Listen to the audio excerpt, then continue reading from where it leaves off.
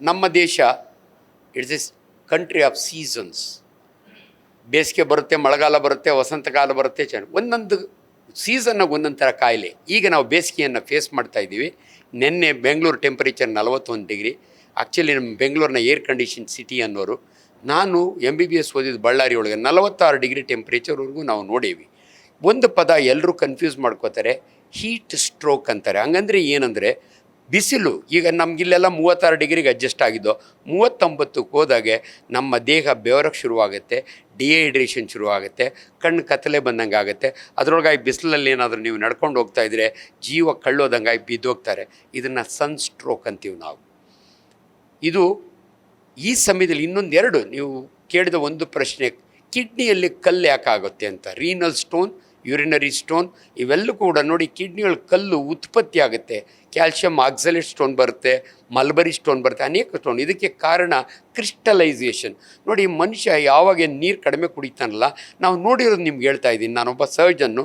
ಭಾಳ ಸಾರಿ ಕಿಡ್ನಿನ ಆಪ್ರೇಷನ್ ಮಾಡೋಕೆ pelvis open ಮಾಡ್ತೀವಿ, ಅಲ್ಲಿ ಎಳ್ನೀರು ಥರ ಇರುತ್ತೆ ಕ್ಲಿಯರ್. ಅದೇನಾದ್ರು ಬಗ್ಗಡ ಥರ ಇದ್ದರೆ ಕ್ರಿಸ್ಟಲ್ಸ್ ಇರ್ತವೆ. ಒಂದು ಕ್ರಿಸ್ಟಲ್ಲು ಅನ್ನೋದ್ರ ಮೇಲೆ ಕೂತ್ಕೊಳ್ಳುತ್ತೆ, ಅದು ಇನ್ನೊಂದ್ರ ಮೇಲೆ ಕೂತ್ಕೊಂಡು ಅಲ್ಟಿಮೇಟ್ಲಿ ಸ್ಟೋನ್ ಆಗುತ್ತೆ. ಅದಕ್ಕೆ ಬೇಸಿಗೆಯಲ್ಲಿ ದಯವಿಟ್ಟು ಜಾಸ್ತಿ ನೀರು ಕುಡಿದ್ರೆ, ತುಂಬ ಜನ ಕನ್ಫ್ಯೂಸ್ ಮಾಡ್ಕೋತಾರೆ. ಕಿಡ್ನಿ ಸ್ಟೋನ್ಗೆ ಟೊಮೊಟೊ ಬೀಜ ಕಾರಣ, ಟೊಮೊಟೊ ಬೀಜ ಕಿಡ್ನಿಗೆ ಹೋಗ್ಬಿಡುತ್ತೆ, ಹೋಗಲ್ಲ. ದಯವಿಟ್ಟು ವಿಜ್ಞಾನವನ್ನು ಕರೆಕ್ಟಾಗಿ ಅರ್ಥ ಮಾಡ್ಕೊಳ್ಳಿ. ನೀವು ತಿಂದ ಆಹಾರ ಕಿಡ್ನಿಗೆ ಹೋಗಲ್ಲ, ಕಿಡ್ನಿ ಫಿಲ್ಟ್ರ್ ಮಾಡುತ್ತೆ. ಯಾವ ನೀವು ಸಫಿಷಿಯೆಂಟ್ ನೀರು ಅಂದರೆ ಕುಡಿಯೋ ನೀರು ಅಷ್ಟೇ ಅಲ್ಲ, ಅದೇ ಇಂಪಾರ್ಟೆಂಟು.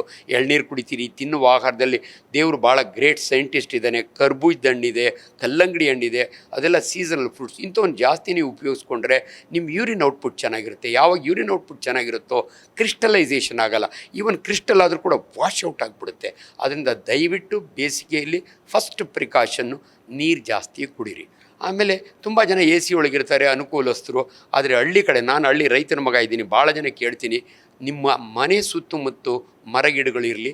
ಅದರೊಳಗಾಗಿ ಹೊಂಗೆಯ ಮರ, ಹೊಂಗೆಯ ನೆರಳು ತಾಯಿಯ ಮಡಿಲು ಅಂತಾರೆ. ದಯವಿಟ್ಟು ಹಳ್ಳಿಯವರು ಬೇಸಿಗೆಯಲ್ಲಿ